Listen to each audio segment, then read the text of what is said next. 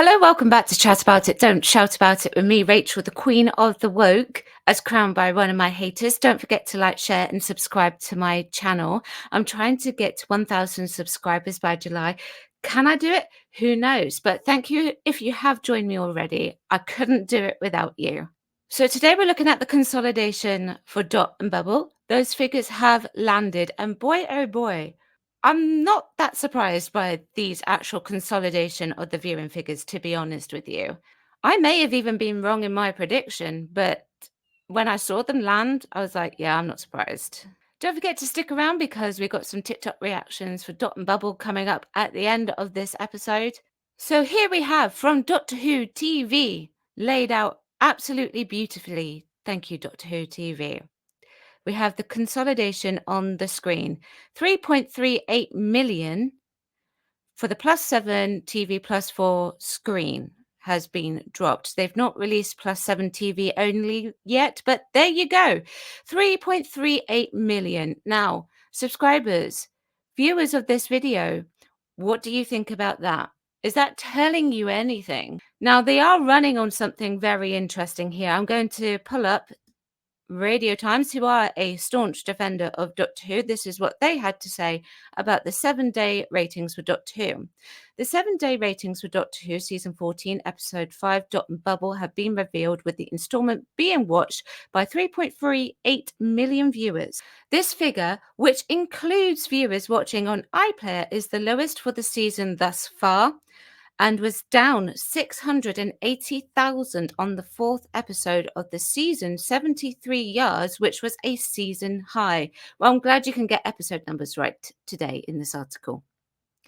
However, it was of note that Dot and Bubble was the first time this season that Doctor Who was the most watched programme from the day it debuted, with no other show from Saturday, 1st of June, managing to top 3 million viewers. So that's what they are running with. So apparently, according to the Radio Times and some other shills, that's a success. Now, I can't imagine that everyone was outside touching grass when this happened. And they can't have been touching grass for the 7 days after that, surely. They were not clear on where this actually stood in the Barb charts. So let's go and take a look at those. Weekly top 50 shows. So this is the top 50. If you look right here, we've got Britain's Got Talent, Race Across the World, Britain's Got Talent, Britain's Got Talent, Britain's Got Talent, Britain's Got Talent, Corrie, Britain's Got Talent, Corrie. The Great British Sewing Bee, which is all right actually, Corrie, Emmerdale, and Emmerdale. It couldn't even beat Emmerdale. So it didn't even make that list. So if we go further down, which we do get, right here, just underneath EastEnders, at place number 24, sits Doctor Who. Now this 3.83 million has scored lower than The Legend of the Sea Devils, which was the Jodie Whittaker lowest scoring episode, at 3.47 million. People considered it to be worse than The Legend of the Sea Devils, which, to be quite frank, wasn't all that great. And if I bring up another chart on the screen, now you may be wondering what this is. Apparently, according to a lot of people, I don't watch Doctor Who. I'm not a fan of Doctor Who. I'm not a true fan of Doctor Who. Now, I can imagine that a lot of those people are perhaps Musketeers, maybe, or people who are just saying that for the sake of it, or have only been introduced to the new series as of late. This is the viewing figures. These are the viewing figures, sorry, for the Sylvester McCoy era, Doctor Number 7. His lowest overarching story, because they were all told in either 2 episodes or 4 episodes or 6 episodes back in Classic, was Battlefield at 3.65. Battlefield's not even that bad, but it scored 3.65. This was the one that really got the show cancelled overall. So if I was Russell T Davies, I would be a little bit worried right now. So I was planning to take a look at the Ofcom website. Ofcom regulates the TV and the radio here in the UK. So I went and had a mosey, and I found this. Lord Grade of Yarmouth, Michael Grade. Now, if you do not know who Michael Grade is, that is absolutely fine. He is actually very significant in the Doctor Who era.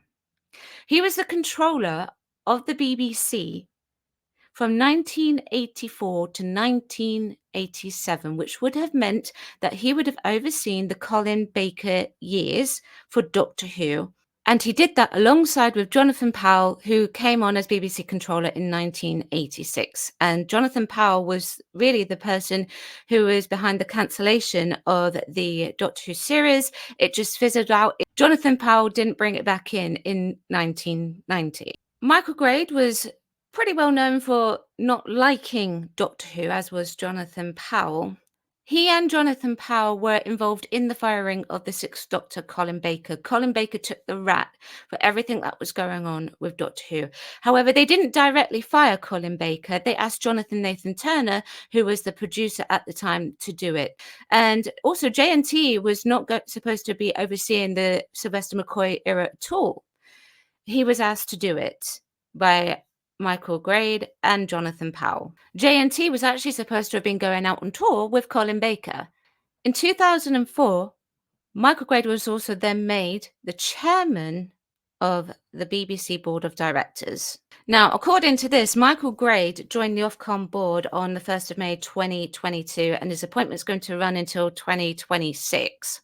Now, I'm not out to get Michael Grade, but it is actually very significant that he should actually be on the board for Ofcom. He's worked in TV for decades. I don't know how much of the current series and the next series is actually being regulated by him and any of the current appointed officials, but it will be interesting to see what happens in the future whilst Michael Grade is the chairman of Ofcom. I'm not saying he's responsible. I just thought that it was interesting. Now let's get into some TikToks. I have 3 TikToks for you to watch. So I'm reading everyone's responses on Reddit, and I honestly can't believe the amount of people on here who seem to not understand that it was about race until after they looked up the responses online.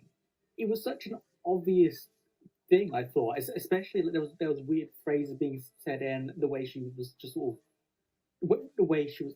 I just thought it was so clear. I'm just so surprised that some people walked away not even fucking picking up what was going on.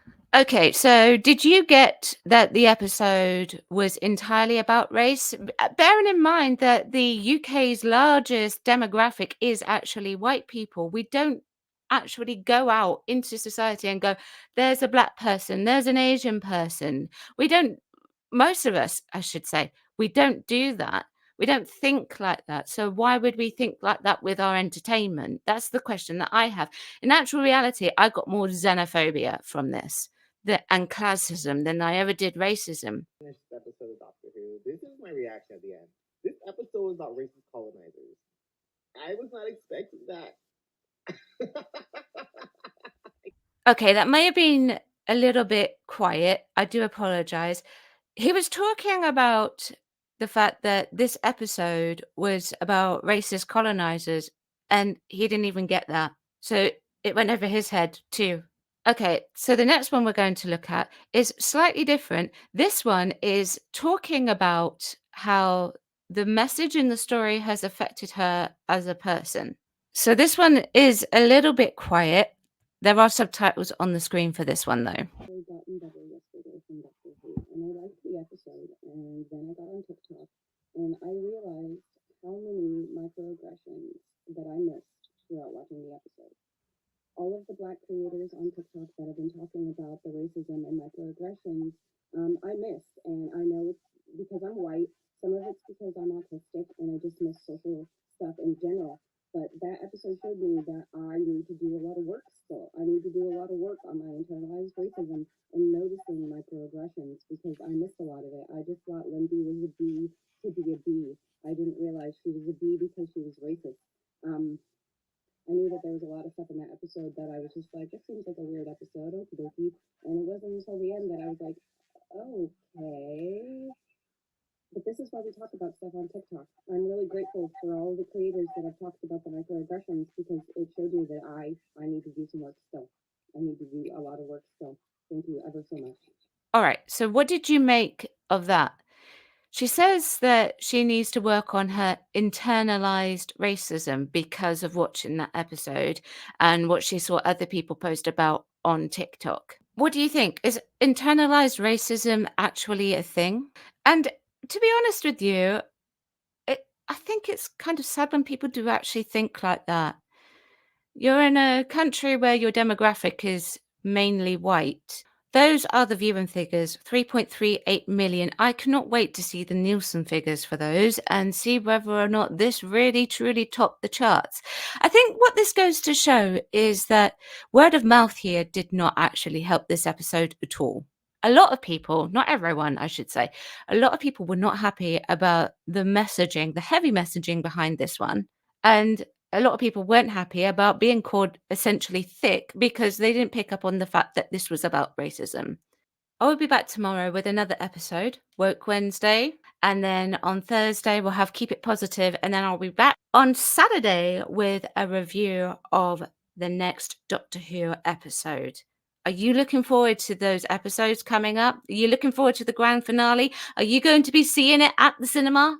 Let me know what you think. Chat about it. Don't shout about it. Ping a comment below. Like the video if you like this video. Subscribe to my channel if you would like to. And I will see you tomorrow at 4 p.m. Thanks very much for watching. Bye-bye.